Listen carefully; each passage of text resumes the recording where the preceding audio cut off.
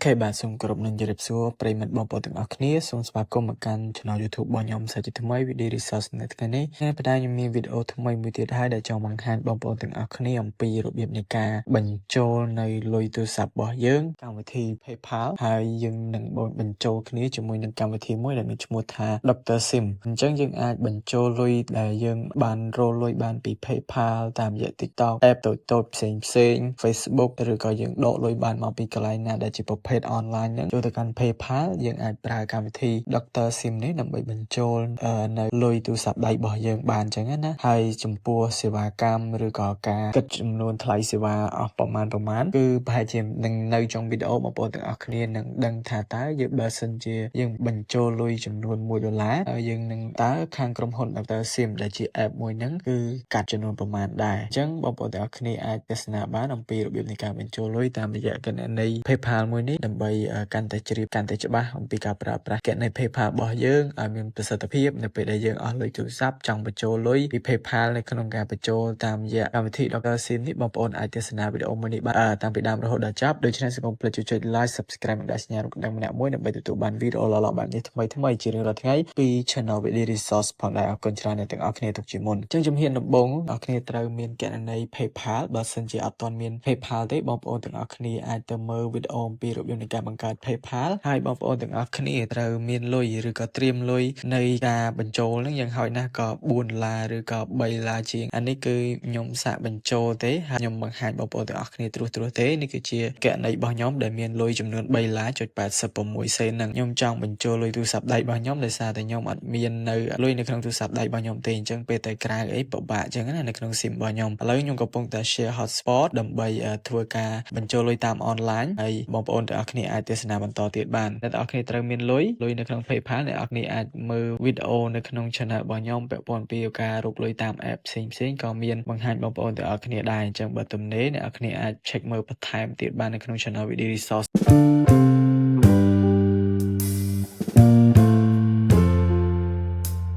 នៅក្នុងនេះផងដែរគឺអ្នកគ្នានឹងតម្រូវឲ្យមានកម្មវិធីមួយដែលមានឈ្មោះថា Dr. Sim បងប្អូនអាចចូលទៅកាន់ Play Store ឬក៏ App Store ដើម្បីធ្វើការដំឡើងនៅកម្មវិធីមួយនេះហើយនៅក្នុងកម្មវិធីមួយនេះផងដែរយើងអាចធ្វើការប្រើប្រាស់ជាប្រភេទ website ក៏បានដូចគ្នាដែរបើសិនជាអ្នកនរគ្នាចូលទៅកាន់ Google Chrome ដែលខ្ញុំបង្ហាញនៅនេះក៏អ្នកនរគ្នាអាចប្រើប្រាស់បានដែរអញ្ចឹងបើសិនជាចង់ឃើញនេះគឺជា App Store ហើយខ្ញុំចូលមកកាន់ App Store រួចហើយនេះគឺជាកម្មវិធី Dr. Sim នឹងឯងនៅក្នុង Android ក៏គេបានបញ្ជាក់ផងដែរថាក៏មានកម្មវិធីមួយហ្នឹងសម្រាប់ប្រើបញ្ចូលលុយដូចគ្នាហើយគេទទួលយក payment ច្រើនមានដូចជា Binance ដូចជា PayPal ដូចជាផ្សេងទៀតដែលជាប្រភេទ online payment បងប្អូនមិនចាំបាច់ព្រួយបារម្ភនោះទេអញ្ចឹងខ្ញុំមាន PayPal ស្រេចខ្ញុំអាចបញ្ចូលលុយទូរស័ព្ទរបស់ខ្ញុំតាមរយៈកម្មវិធី Dr. Sim នឹងបានតែបងប្អូនចូលទៅកាន់ Play Store ឬក៏ App Store ហើយបងប្អូនធ្វើការ search ហើយដំឡើងនៅកម្មវិធី Dr. Sim នឹងតែម្ដងទេណាបងប្អូនទាំងអស់គ្នាខ្ញុំធ្វើការដំឡើងរួចរាល់ហើយខ្ញុំចុចពាក្យ open នៅត្រង់កន្លែងនេះតែម្ដងសម្រាប់ការទៅដំណាក់កាលផ្សេងទៀតឥឡូវនេះខ្ញុំចុចពាក្យថា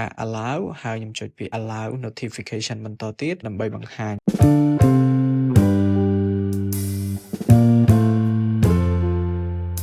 អូខេអញ្ចឹងគេដាក់ថា recharge any phone instantly អញ្ចឹងកម្មវិធីនេះងាយស្រួលប្រើប្រាស់ទេយើងអូសមកគេមានផ្សេង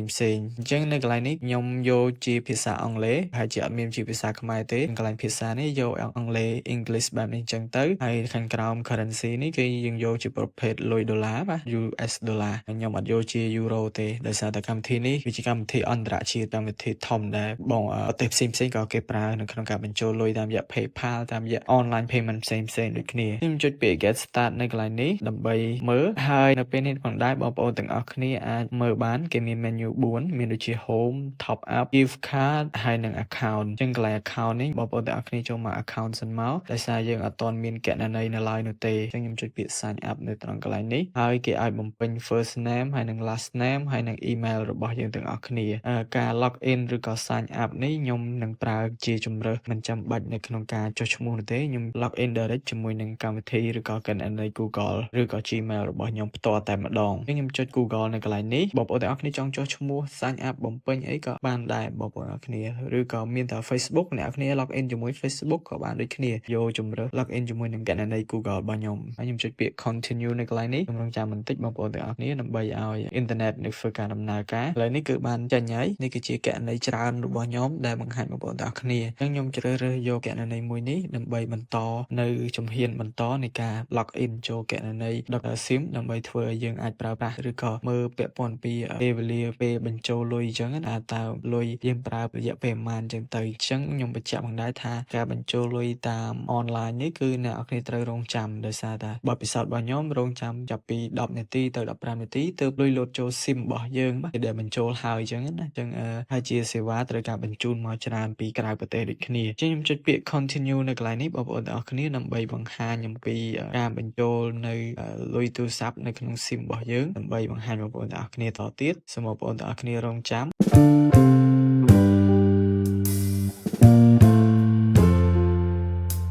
ហើយឥឡូវនេះគឺជាកណនីរបស់ខ្ញុំហើយយើងអាចមើលបានគេមាន my credit my top up my gift card personal info អីចឹងទៅអញ្ចឹងខ្ញុំ check មើល my credit មកកាឡូ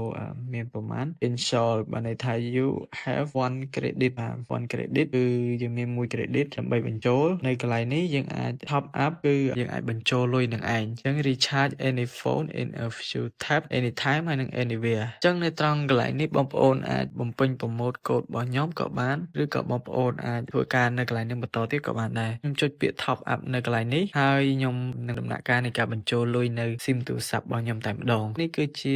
លេខទូរស័ព្ទរបស់ខ្ញុំ keyboard send your top up បានន័យថាយើងចង់ផ្ញើលុយបញ្ចូល SIM ទៅឲ្យអ្នកណាគេលេខទូរស័ព្ទនៅប្រទេសខ្មែររបស់យើងនោះគឺផ្ដើមពីលេខ0គេឲ្យដាក់ចាប់ផ្ដើមពីលេខ0បានអញ្ចឹងខ្ញុំចុចលេខទូរស័ព្ទដៃរបស់ខ្ញុំបងប្អូនក៏បំពេញលេខទូរស័ព្ទដៃបងប្អូនដូចគ្នាបើប្រើ smart បំពេញ smart Sim card បំពេញ Sim card mid phone បំពេញ mid phone ប៉ុន្តែចាប់ផ្ដើមពីលេខ0ដូចគ្នាខ្ញុំចុចពាក្យ next នៅកន្លែងនេះដើម្បីធ្វើការនៃការដំឡើងឬក៏បញ្ចូលលុយហើយនៅជំរើសនៅកន្លែងនេះគឺយើងអាចបញ្ចូលបានប៉ុន្តែគេឆាចសេវាយើងនោះគឺ$2បាទបងប្អូនទាំងអស់គ្នាបានន័យថាយើងបញ្ចូល$2ទៅគេព្រមនៃការបញ្ចូលឲ្យអញ្ចឹងណាចាប់ពី$2ឡើងទៅនឹងចៃដន្យអីទូរស័ព្ទដៃឬក៏ SIM នៅក្នុងការពាក់នៃ PayPal របស់ខ្ញុំមាន$ជាងស្រេចខ្ញុំអាចបញ្ចូលលុយនៅត្រង់កន្លែងនេះ$2បានហើយនេះគឺគេស្គាល់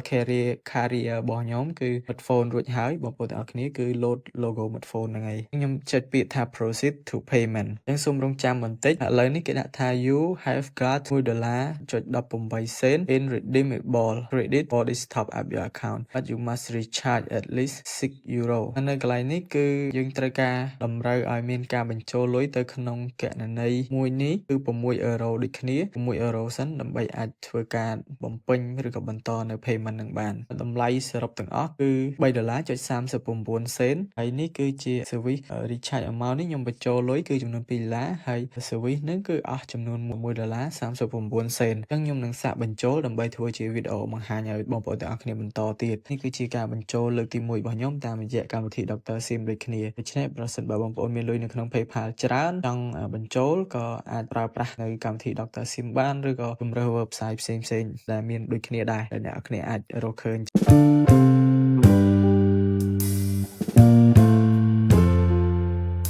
ខ្ញុំចុចពាក្យ select payment method នៅកន្លែងនេះមកដើម្បី generate ឬក៏ទូទាត់នៅលុយដែលខ្ញុំមានពី PayPal តែម្ដងដល់ចំនួនសរុបទាំងអស់នោះគឺ$3.39ខ្ញុំចុច PayPal នៅកន្លែងនេះដើម្បី reader នៅកន្លែងនេះប្រហែលជាខ្ញុំត្រូវការចុចកន្លែងបកប្រែមួយបាទឥឡូវនេះខ្ញុំចុច log in ជាមួយនឹង PayPal របស់ខ្ញុំហើយខ្ញុំនឹងបំពេញ password ហើយខ្ញុំដូរភាសាមួយសិនបងប្អូនទាំងអស់គ្នានៅត្រង់កន្លែងនេះយកភាសាអង់គ្លេសវិញមកអញ្ចឹងខ្ញុំ page មួយ full name ហើយខ្ញុំចុច next នៅកន្លែងនេះបន្ទាប់មកខ្ញុំត្រូវការទៅ copy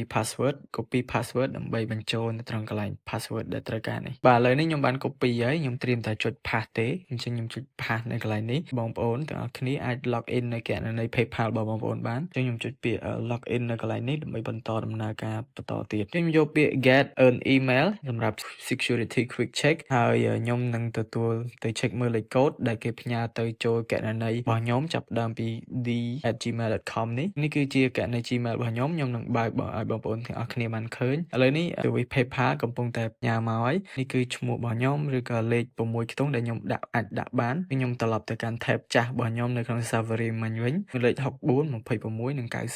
64 26 93អញ្ចឹងខ្ញុំចុចពាក្យ submit ដើម្បីឲ្យទាន់មុន0វិនាទី countdown ចប់ឥឡូវនេះខ្ញុំចុចនៅត្រង់កន្លែង PayPal balance របស់ខ្ញុំចុចពាក្យ complete purchase នៅកន្លែងនេះហើយគេដាក់ថា thank you for using PayPal អញ្ចឹងទៅអញ្ចឹងបងប្អូនអាចរងចាំបន្តិចដើម្បី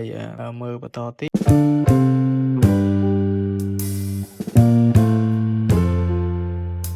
បាទអូខេឥឡូវនេះខ្ញុំទទួលបានសារដែលខ្ញុំទទួលបានការបញ្ចូលលុយរួចរាល់ហើយនេះបាទគឺអត់បានខ្លាញ់បន្លំអីទេគឺខ្ញុំទទួលបានលុយនៅក្នុង scan នៃ SIM របស់ខ្ញុំនោះចំនួន$2នេះគេដាក់ថាអ្នកបានបញ្ចូលលុយ$2ដោយជោគជ័យសេវាកម្មអំបញ្ញមិញនោះគឺខ្ញុំអស់តែ21សេនទេបាទជាក់ស្ដែងទៅបាទនេះគឺជារបៀបនៃការបញ្ចូលលុយតាមគណនី PayPal របស់ខ្ញុំអញ្ចឹងបងប្អូនទាំងអស់គ្នាអាចមើលបានខ្ញុំអាចដូរលុយទាំង$2នឹងតែម្ដងនៅក្នុងការប្រើប្រាស់កម្មវិធីមួយនេះគឺយើងធ្វើការបញ្ចូលឬក៏បញ្ចូលលុយទូរស័ព្ទតាមរយៈ PayPal បានពិតៗតែយើងមិនចាំបាច់បញ្ចូលលុយនៅក្នុងគណនីនេះនោះទេគ្រាន់តែយើងចុចកន្លែង Top Up Now ទៅយើងបំពេញធ្វើការ log in ជាមួយនឹង email PayPal របស់យើងទាំងអស់គ្នាទៅយើងនឹងធ្វើការបញ្ចូលលុយបានហើយប៉ុន្តែសេវាកម្មនោះគឺយើងអាចបញ្ចូលបានចាប់ពី$2ឡើងទៅនេះគឺជាអ្វីដែលល្អសម្រាប់អ្នកដែលរកលុយតាមផ្សេងឬក៏មានលុយនៅក្នុង PayPal ស្រេចចង់បញ្ចូលគណនីទូរស័ព្ទដៃលុយទូរស័ព្ទដៃ SIM ទូរស័ព្ទដៃអីហ្នឹងគឺប្រើប្រាស់កម្មវិធីមួយហ្នឹងល្អខ្លាំងមែនតើខ្ញុំនឹងទៅ check មើលនៅក្នុងកម្មវិធី PayPal របស់ខ្ញុំវិញដើម្បីបង្ហាញអ្នកនរគ្នានេះបាទគឺបានកាត់ហើយពីគណនី PayPal របស់ខ្ញុំកាត់អស់$2.21សេនខ្ញុំនៅសល់តែ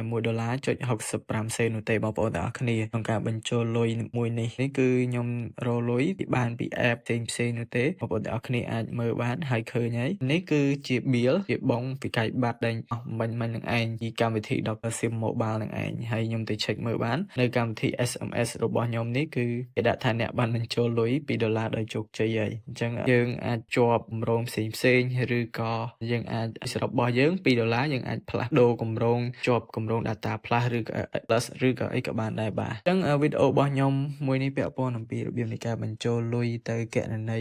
SIM ទូរស័ព្ទដៃតាមរយៈកម្មវិធី online ឈ្មោះថា Dr. Sim Mobile មួយនេះគឺយើងទទួលបានជោគជ័យហើយសេវាកម្មគឺយើងបញ្ចូល$2តែសេវាបន្ថែមមកពី1សេនថែមទៀតទើបយើងអាចបញ្ចូលបានវីដេអូមួយនេះមានតែប៉ុណ្្នឹងឯងអរគុណច្រើនបងប្អូនទាំងអស់គ្នាសម្រាប់ការទស្សនាវីដេអូមួយនេះតាំងពីដើមរហូតដល់ចប់ដូច្នេះសូមកុំភ្លេចជួយចុច like subscribe និងដាក់សញ្ញារូបកណ្ដឹងម្នាក់មួយដើម្បីទទួលបានវីដេអូល្អៗបែបនេះថ្មីជារៀងរាល់ថ្ងៃពី Channel Video Resource ផងដែរអរគុណច្រើនអ្នកទាំងអស់គ្នាជួបគ្នាបន្តទៀតនៅវីដេអូកន្លឹះក្រោយៗតទៀតតាមពេលវេលានិងម៉ោងដដែល